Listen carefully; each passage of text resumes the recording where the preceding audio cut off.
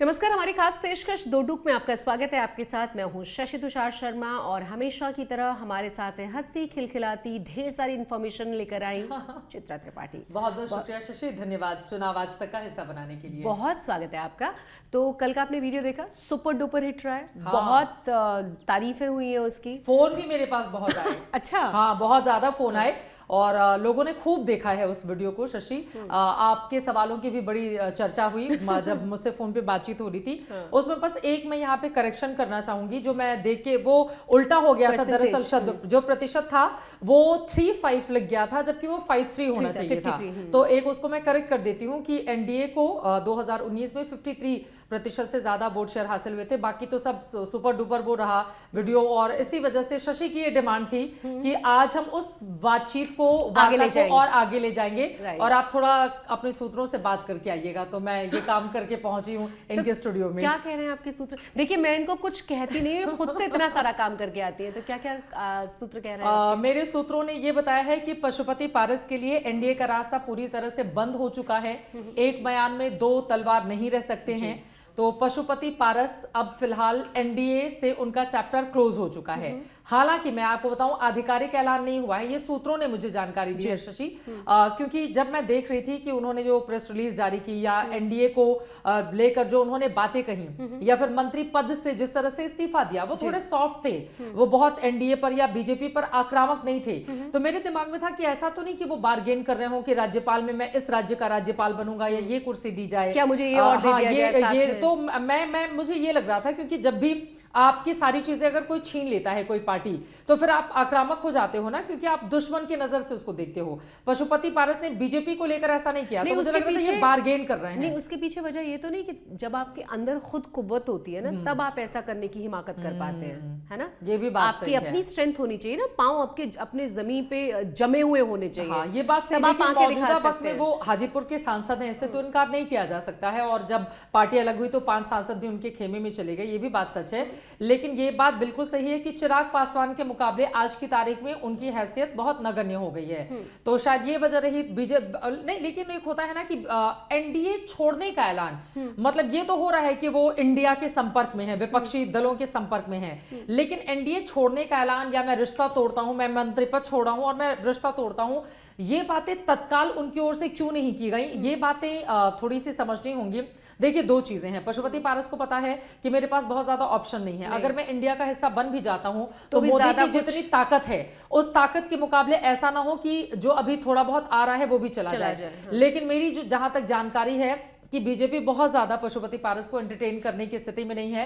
चिराग पासवान नहीं चाहते कि एनडीए में दोनों रहें। चिराग पासवान जो मेरे सोर्सेज बताते हैं कि वो नहीं चाहते हैं। तो एक म्यान में दो तलवार नहीं रहेगी। उन्होंने धोखा दिया, अलग किया, तो फिर अब चिराग पासवान उसी तरह से अब आक्रामक तरीके से आगे बढ़ रहे हैं। इसके सबसे पीछे आप जो बड़ी वजह रही होगी वो क्या रही होगी? और अभी जो लोग हैं, क्योंकि रिपोर्टिंग पे जब आप जाते हो तो बहुत सारे लोगों से आपकी बात होती है, तो आपका अपना एक असेसमेंट होता है कि लोग किस निगाह से किन किन मुद्दों पर किस किस तरीके से आगे बढ़ने जा रहे हैं। तो क्या चिराग पासवान लोगों की पहली पसंद है? मेरे सूत्रों ने एक जानकारी दी है आपके शो के लिए, वो मैं जल्दी से बता देती हूँ।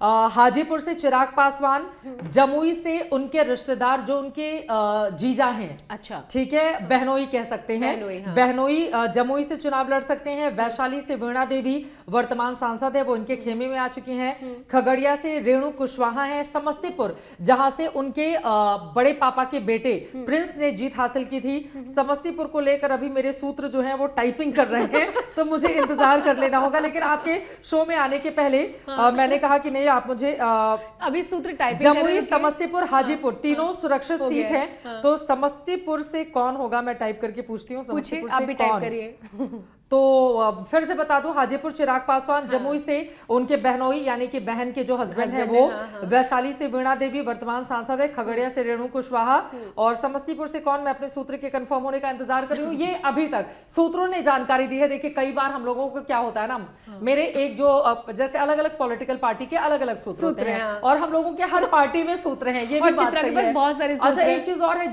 जहां से हम लोग बैन हैं, ठीक है, मतलब स्पेशली मैं, मेरे सोर्सेज वहां पे भी है। अच्छा, चित्रा ना बहुत ऑनेस्ट है बहुत सारे मामलों में, आपको पता हो ना हो पता हो, आपको खुद ही बता देंगे कि देखो ऐसा ऐसा है। तो मतलब जो ईमानदारी भी कहते हैं, मतलब दूसरी पार्टी जिन लोगों ने, एक होता है ना कि अरे इन्होंने तो बैन कर रखा है तो उनके जो नेता है वो मुझे दुश्मन की निगाह से देखते होंगे, वो मैंने भी बहुत तारीफें सोर्सेज सुनी है, है। वो अंदर से मुझे जानकारी देते रहते हैं कि आज मीटिंग में आपको लेकर ये चर्चा हुई या ये चर्चा हुई या ऐसी बातें, तो कई कई ऐसे सोर्सेज हैं जो मुझे जानकारी देते रहते हैं। वहाँ की भी लोगों से इन्फॉर्मेशन आपके पास आती रहती है, वहाँ की इन्फॉर्मेशन भी आपके पास आती रहती है। आपके सोर्स ने टाइप किया कि नहीं किया अभी? इस सोर्स ने समस्तीपुर कंफर्म नहीं किया है और बाकी सब हो गया।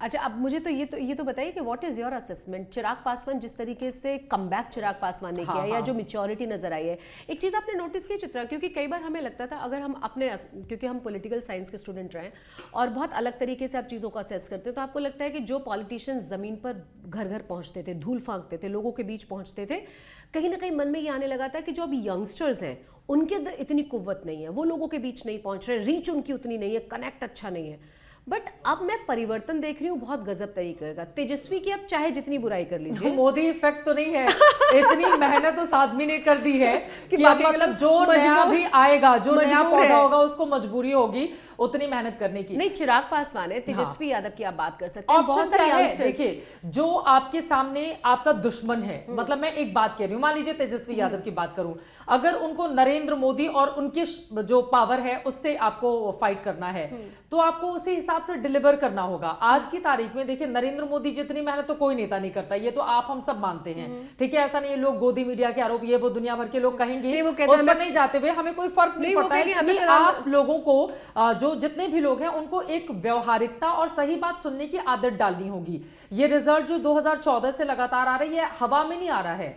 अगर हम मान लीजिए आप हमारे ऊपर आरोप लगा के इस तरह की बातें करते हो, बट लेकिन जो रिजल्ट आ रहा है आप उसको कैसे का 14 में जो आदमी 282 सीटें लेकर आता है अपनी पार्टी के लिए, बीजेपी के लिए, वो उससे भी ज्यादा लेकर आता है 2019 में। वो भी तब जब इतनी चौकीदार चोर है, ये है वो है, कितने नारे लगे। तो लोगों को मुझे लगता है कि हम एक दिन इसमें भी शो करेंगे। हाँ बिल्कुल, कि लोगों को मतलब गालियों को कैसे पत्थर बना के वापस करना है ना, ये नरेंद्र मोदी से सीखा जा सकता है। कोई भी बयान उठा लीजिए जो उनके ऊपर उछाला गया, बहुत मेहनत करनी होगी, फिर मुझे बहुत बयान निकालने पड़ेंगे उनके, फिर मौत का सौदागर से लेकर और न जाने कितने कितने बयान। वैसे ऐसा नहीं कि उन्होंने बयान ऐसे नहीं दिए, बड़े विवादास्पद बयान उनके और उनकी पार्टी की तरफ से दिए गए, पार्टी इस्तेमाल नहीं हो पाए। नरेंद्र मोदी की एक खासियत है, वो कहते हैं ना आपदा में अवसर, तो आप गाली उनको दोगे तो वो गालियों को जोड़ जोड़ कर अपने लिए इमारत तैयार कर लेते हैं। बिल्कुल ठीक है, मतलब वो पत्थर फेंक रहे हो तो भैया वो पत्थर जोड़ जोड़ के इमारत तैयार कर रहे हैं, वो अपने आप को चोटिल नहीं कर रहे हैं। तो वो ये तो उनकी खासियत है। लेकिन ठीक है, अभी हम आ जाते हैं चिराग पासवान पर। देखिए, चिराग पासवान ने, कल भी हम लोग बात कर रहे थे, मेहनत की थी सारी चीजें, लेकिन एक मैच्योर पॉलिटिशियन के तौर पर वो उभरे हैं, ये बात बिल्कुल सच है। उनके पास अपना एक वोट बैंक है और भारतीय जनता पार्टी ने जब इसको महसूस किया उसके बाद फिर उसने चिराग को इतनी तवज्जो देनी शुरू की, ये बात भी बिल्कुल सच है। उनके संघर्ष का दौर रहा था जो कल हम लोगों ने डिस्कशन किया था। अब लेकिन ये देखना होगा कि यहां से पशुपति पारस का, देखिए उनके बारे में जिक्र करना बहुत जरूरी होता है और ये जितने दूसरे पॉलिटिशियन हैं उनको भी सीखना होगा कि हम अचानक से निर्णय लेकर और सोचते हैं कि हम ही सर्वे सर्वा हैं और हमने पूरी पार्टी बदल ली है। मुझे जो जानकारी निकलकर सामने आई है कि जो चिराग पासवान की माताजी हैं, जब पशुपति पारस ने ये एक्शन लिया था कि चिराग को साइडलाइन करके और खुद पार्टी, तो शायद उन लोगों की बातचीत भी हुई थी। उन्होंने कहा कि आपको जो भी चाहिए था आप एक बार मुझसे बात कर लेते तो मैं देने को तैयार हो जाती, लेकिन जो रामविलास पासवान की विरासत है पूरी विरासत उसको इस तरह से तोड़ना ठीक नहीं है। तो खैर उस समय वो नहीं माने और जो कुछ भी हुआ, देखिए उन्होंने गलत किया, तो जो आदमी जिसके साथ गलत करता है उसके साथ गलत ही होता है, अच्छा नहीं हो सकता है। पशुपति पारस जी के साथ हम सिंपैथी जता सकते हैं, वो बुजुर्ग हैं, सॉफ्ट स्पोकन हैं, बहुत प्यार से बोलते हैं, बिल्कुल साधारण तरीके से दिखने और रहने वाले इंसान हैं। लेकिन जब पॉलिटिक्स की बात होती है तो आप किसकी वजह से यहाँ पर हैं, ठीक है, और आप क्या उसी को या उसकी फैमिली को धोखा दे रहे हैं, या फिर आपके पास क्या उतना स्पार्क है, लोगों के बीच में आपकी उतनी पैठ है। एक चीज और है शशि, मुझे लग रहा है कि पशुपति पारस को लेकर ये जो खबरें आई थी ना कि बीजेपी मना रही है, राज्यपाल की सीट देनी चाहती है या उनको, मुझे लग रहा है कि इसमें बहुत ज्यादा सच्चाई नहीं होगी। कई खबरें ऐसी होती हैं ना कि जो ऐसे ही लेकर आई जाती हैं कि हाँ भैया ऐसे बताते रहो, क्योंकि वो एक दलित चेहरा है और इस वजह से कि ऐसा ना हो कि बिल्कुल उनकी मतलब वो मंत्री परिषद में थे और ये भी बीजेपी देखना चाहती थी कि इनका एक्शन क्या होगा, क्या ये हमारे साथ चलेंगे, क्योंकि दो चीजें हैं, जब चिराग पासवान को आपने अलग किया, जब पशुपति पारस को बीजेपी ने मंत्री बना दिया, तो भी चिराग पासवान बीजेपी के साथ बने रहे, वो एनडीए को छोड़कर महागठबंधन के साथ नहीं गए। हाँ। लेकिन पशुपति पारस के साथ जब वही चीज सेम आज हो रही है, तो पेशेंस 5 सांसद आपने छीन लिए थे, आज 5 सांसदी का टिकट उनको मिल गया है। तो सेम चीजें पशुपति पारस के साथ हो रही है, लेकिन उन्होंने मंत्री पद से इस्तीफा दिया और माना जा रहा है कि वो एनडीए को भी छोड़ सकते हैं। और मुझे नहीं लगता है कि बीजेपी या फिर खासतौर से चिराग पासवान मुझे जहां तक जानकारी है वो नहीं चाहते हैं कि पशुपति पारस अब एनडीए का हिस्सा रहे, तो बीजेपी भी बहुत इंटरेस्टेड नहीं है। तो अब उनके पास महागठबंधन में जाने का ऑप्शन है, बट वहां पर जाकर आप क्या करेंगे? हाजीपुर देखिए, अगर हाजीपुर से चिराग के सामने वो चुनाव लड़ते हैं तो रिजल्ट बताने की जरूरत नहीं है। तो ये सहानुभूतिक जो हम कल भी बात कर रहे थे, सिंपैथेटिक जो वोट हम बात कर रहे थे कि क्या वो वोट मिलेगा चिराग पासवान को? वो अभी भी लहर उस तरह के लोगों के मन में भावनाएं हैं? चिराग पासवान तो होती है ना कि आपसे सब मैं बताऊं कि हम लोग अभी स्टूडियो में जो डिस्कशन कर रहे हैं, चिराग पासवान के आप पिछले 1-1.5 साल के वीडियोस देख लीजिए, जो वो बिहार में लोगों के बीच जाकर बिहारी फर्स्ट का नारा देते हुए इंटरेक्शन कर रहे हैं। हाँ। तो अगर उस वीडियो को मैं सच मानूं, क्योंकि जितनी अपार भीड़ चिराग को सुनने के लिए उमड़ रही थी, अब वो वोट देगी नहीं देगी ये एक अलहदा विषय हो सकता है, लेकिन कई बार जो बड़ा पैमाना होता है, देखिए वो चिराग पासवान की रैली थी, वो किसी और की रैली नहीं थी। तो ये होता ना कि स्वतः स्फूर्त होकर जो यंग युवा वोटर आपके पास आ रहा है, तो मैंने देखा कि बहुत भीड़ उमड़ रही थी। नहीं तो फिर अगर देखेंगे ना चित्रा, तो 4-5 जो पॉइंट्स होते हैं ना कि देखिए वो एनडीए के साथ चले गए, मतलब नरेंद्र मोदी का नाम है, लोकसभा चुनाव और विधानसभा चुनाव बिल्कुल अलग तरीके से जनता वोट करती है, बिल्कुल अलग परसेप्शन रहता है, तो उस लिहाज से भी उनके फायदे की चीज हो गई। 5 सीटें उनको मिल गई, हाजीपुर जहां से वो जाना चाहते थे वो मिल गई। तो कुल मिलाकर जो अभी तक संकेत है ना वो उनकी भले और बहुत पॉजिटिव वाले नजर आ रहे हैं। अब उनके चिराग के लिए तो सब कुछ विन विन सिचुएशन है। और पिछले 2 बार के रिजल्ट भी 2014 में 7 पर लड़े, 6 पर जीत हासिल की, और 2019 में इन्होंने 6 सीटें ली और 6 पर जीत हासिल की। तो दोनों का ट्रैक रिकॉर्ड भी है कि अगर बीजेपी के साथ या जेडीयू के साथ मिलकर, जेडीयू नहीं थी 2014 में, लेकिन 2019 का अगर हम देखें कि ये बहुत बड़ी बात होती है, बिहार जैसे राज्य में 40 में से 39 सीटें किसी एक गठबंधन को मिलना, ये बहुत बड़ी बात होती है। वो भी तब जब बिहार बिल्कुल जातियों में जकड़ा हुआ एक ऐसा राज्य है, देखिए ना, दुर्भाग्य भी उसके बाद विधानसभा देखा ना हमने, जातियों से जकड़ा हुआ आपने कहा ना, तो देखिए ना कि जहां पर आरजेडी की जो हालत रही, विधानसभा में देखिए किस तरह से विधानसभा में बिल्कुल वो 74-75 सीटें हासिल करती है। लेकिन उसके लिए देखिए तेजस्वी यादव का वो जो नौकरी देने का वादा था उसने भी काम किया था। अगर उनको ये सीटें मिली थी इतनी ज्यादा, तो और तेजस्वी को मैंने देखा 2020 में उनकी रैलियों में जो अपार जनसमूह उमड़ रहा था, उससे इनकार नहीं किया जा सकता है। और लालू यादव के साथ एक जो परिपाटी चली आ रही है, आप उसको इग्नोर नहीं कर सकते हैं। तो वहां पर जो सबसे मजबूत फैक्टर लालू यादव का तो बना हुआ है, और वो फैमिली। आप कह रहे हैं कि अभी जितने भी यंगस्टर्स है ना, चाहे किसी को भी देख के हो रहे हो, नरेंद्र मोदी को देखकर हो रहे हो, या फिर उन्हें लगता हो कि अब जनता के बीच पैठ बनाने का यही एक मौका, ये एक तरीका है, नहीं करेंगे, काम करेंगे तो फिर कोई नहीं पूछेगा। देखिए, मुझे लगता है कि सभी को अपने अपने पिता से ही, अगर हम परिवार की ही बात कर लें, चिराग पासवान को अपने पिता पशुपति पारस से, माफ कीजिएगा, रामविलास पासवान से, चाचा की ज्यादा चर्चा होती है ना, तो इसलिए आज ही अभी खबर पढ़ के मैं आ रही हूँ, तो पशुपति पारस जुबान पे आ रहे हैं। उन्होंने कहा भी चिराग ने कि मेरे पिता की तरह रहे, लेकिन उन्होंने रिश्ता नहीं निभाया। खैर, रामविलास पासवान से सीखना चाहिए, उन्होंने सभी पार्टियों के साथ अपने अच्छे रिश्ते रखे, और इसी वजह से शायद वो यूपीए हो, एनडीए हो, हर किसी हर जगह एडजस्ट बने रहते थे। तो खैर ये अलग विषय हो सकता है। मौजूदा दौर में ऐसी राजनीति बहुत ज्यादा नहीं चलती है, लेकिन ये होता है कि आपने अपने रिश्ते नीतीश कुमार कुछ वही कर रहे हैं, देखा जाए तो। देखिए, मैं आपको बताऊं, आगे आने वाले वक्त में ये बातें कड़वी लग सकती हैं, लेकिन नीतीश कुमार की पॉलिटिक्स अब नहीं चल सकती है, अब नहीं चल सकती है। ये जो पलटू राम वाली पॉलिटिक्स का ये आखिरी दौर है। मतलब ये नीतीश की पार्टी को बुरा लग सकता है, लगना भी चाहिए, नहीं, क्योंकि जनता, देखिए शशि, ये बिल्कुल खुद मानते हैं, मतलब उनके कई सारे नेता दबे छुपे सबके साथ मानते हैं, खुद नीतीश जी भी मानते हैं। वो मोदी जी के साथ मिलेंगे तो कहेंगे देखिए गलती कर दिया, अब नहीं जाएंगे किसी के साथ, आप ही के साथ बने रहेंगे। इसके पहले लालू जी के साथ गए थे तो बोले थे कि अब हम किसी के साथ नहीं जाएंगे, गलती कर दी थी। अब तो नीतीश जी की अपनी ये पॉलिटिक्स है, लेकिन मुझे नहीं लगता है कि सबके साथ ये पॉलिटिक्स होगी, या लोकतंत्र में इस तरह की पॉलिटिक्स करनी चाहिए। ये बिल्कुल गलत चीज है, और आप मैंडेट जिसके साथ पाते हो आपको उसी के साथ होना चाहिए, क्योंकि देखिए मैं आपको बताऊं कहीं नहीं पर भी- होना चाहिए तो फिर ऐसा हो नहीं सकता ना, फिर तो हम पीडीपी की बात कर लेंगे। हाँ, PDP बीजेपी है, की। बिल्कुल, बिल्कुल। मतलब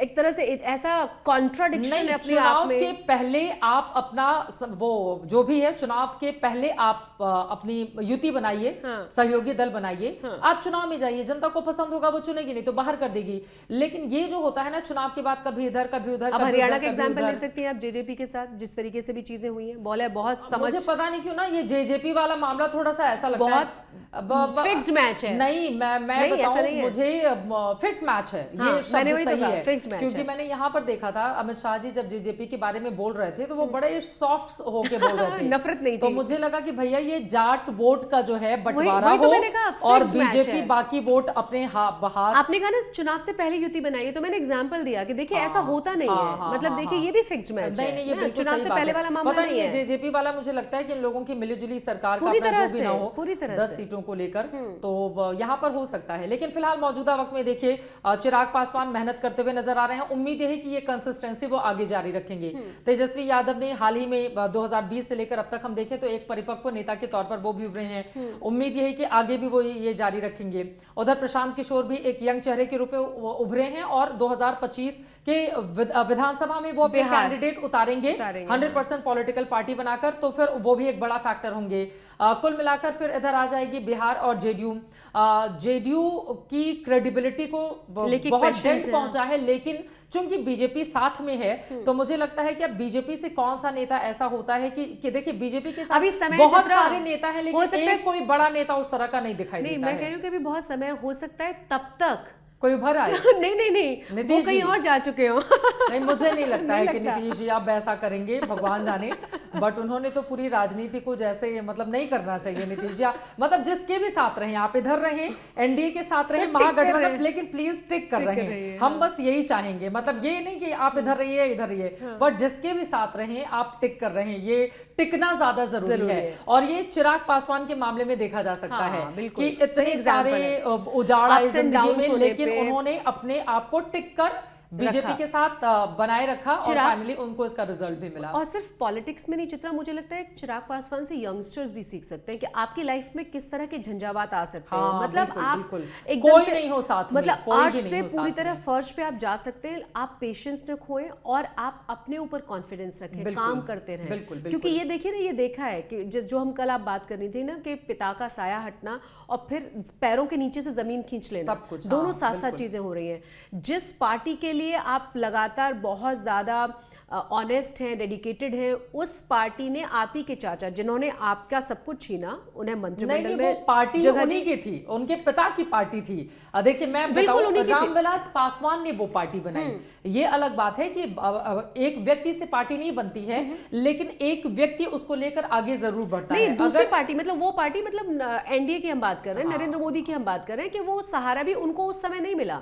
बिल्कुल, तो एक तरह से बीजेपी ने उनको हेल्प नहीं की, क्योंकि वो नीतीश कुमार को लेकर भी थोड़ा ये था कि उन्होंने डेंट पहुंचाया था। तो भाई अभी हालांकि नीतीश बाबू खुद ही अलग हो गए, तो उसके बाद बीजेपी को भी एहसास हुआ होगा कि भाई ये जो अलग अलग अलग वाली राजनीति कर रहे हैं, तो एक कोई सहयोगी चाहिए जो हमारा बन कर रहे। और बार बार नरेंद्र मोदी के लिए हनुमान जैसे शब्दों का कि मैं मोदी का हनुमान, मोदी का हनुमान, तो मुझे लग रहा है कि वो जो हनुमान वाला प्रेम है वो मिल गया इनको, और इस वजह से अभी तो विन विन सिचुएशन है चिराग पासवान के लिए। लेकिन ये है कि देखिए बिहार का दुर्भाग्य है कि वहां पर हमने हर तरह की पॉलिटिक्स देखी, हर तरह की पॉलिटिक्स, लेकिन पता नहीं शशि, मुझे बहुत अफसोस होता है इस बात को कहते हुए कि मैंने वहां पर देखे हैं क्लासरूम के भीतर शौचालय फैले हुए और क्लासरूम के बाहर बच्चों को पढ़ाई करते हुए, ठीक है, वहीं पर मिड डे मील बन रहा है, सरकारी स्कूलों की ऐसी हालत है।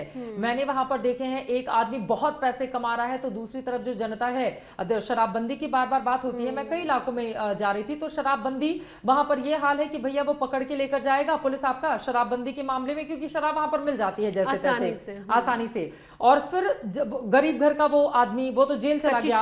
अब उसकी पत्नी अपने घर के बर्तन, अपने घर के सामान ये बेच के फिर उसकी जमानत कराने जा रही है।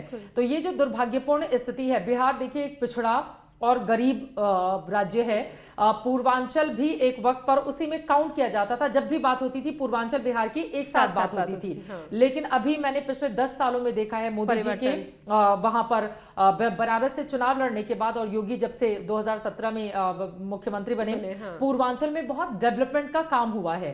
तो पूर्वांचल से ये जो दाग था पिछड़ेपन का वो काफी हद तक कम हो गया है। लेकिन ये जो दाग है बिहार में वो कम होने का नाम नहीं ले रहा है। तो मुझे लगता है कि इसको लेकर जो भी आगे आने वाले वक्त में सरकार बने उसको बहुत गंभीरता से बिहार के बच्चों के लिए, वहां की जनता के लिए, अरे आप लोग तो इतना पैसा कमाते हैं, नेताओं के लिए मैं कह रही हूँ, आप लोगों के पास किस चीज की कमी है? इतना बड़ा बड़ा घर दिल्ली से लेकर उधर पटना तक में मिल जाता है। बट आप सोचिए कि बिहार में जो बच्चे बाढ़ आती है, मैं एक एग्जांपल देना चाहूंगी। जब बाढ़ आई हुई थी तो एक तो कई हिस्सों पे बोट नहीं होती है, वो केले की गाछ से बोट खुद ही बनाते हैं लोग या अपने खुद अरेंज करते हैं।